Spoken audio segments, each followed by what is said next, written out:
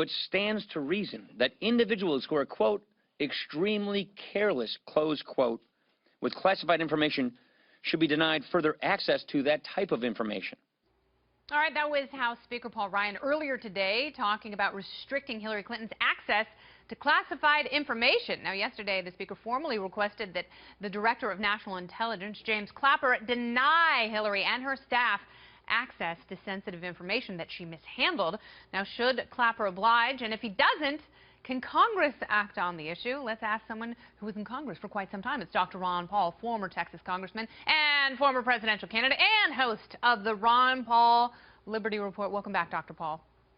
Thank you. Nice to be with you. Very good. So do you think the Director of National Intelligence is going to act on Speaker Ryan's request and take away her security clearance? I definitely do not think that he will do that, and I think Paul Ryan knows that. Yeah. I think most of this stuff that we hear is political grandstanding, a lot like when they were doing the hearings on Benghazi, that was a lot of grandstanding, not talking about some of the real issues like foreign policy.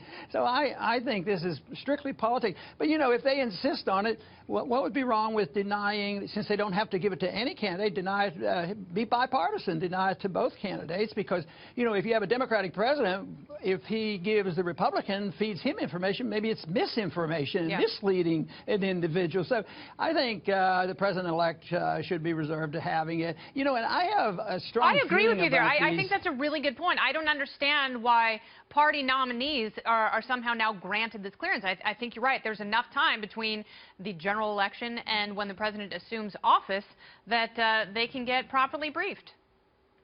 You know, these briefings are sort of a fraud anyway. I went to a couple of them, and it's just propaganda, and I don't think they're worth a whole lot. And besides, then you have the burden of sorting these things out.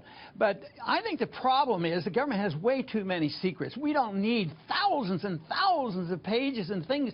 If we should have more open government, I think of the secrecy of the time in a declared war. Of course, they say we're in a declared war. We're fighting all around the world. That's vague, and there's no like congressional declaration. declaration. Yeah, like a World War II declaration of war. Yes, you don't want to give the enemy, you know, the information that might be very helpful. Yeah. But there's so much information. The people's privacy is being undermined, and the government's secrecy is being protected. You're absolutely right.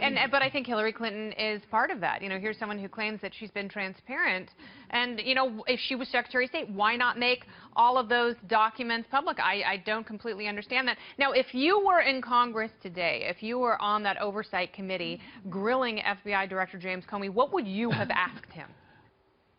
Well, I haven't thought that through, but I probably would have gone back to his history of drone targeting and some of the other things that, you know, were not above board, and as far as I'm concerned, was breaking the law and immoral, setting up kill lists. So he was involved in a lot of things, even though he did get bipartisan support. I was very proud of my son because he was the only one that voted against this guy because he didn't trust him, and he was involved in some of these nefarious activities. Yeah. So I just think that we need more openness in government. You know, if you look back to the Magna Carta, one of the items in there, a long time forgotten, was the law was supposed to make the king live under the law. Yeah. And, of course, they gave us habeas corpus back then, but we ignored that, too. So we have a serious crisis on our hand because we don't even look at these issues in the context of liberty and constitutional law.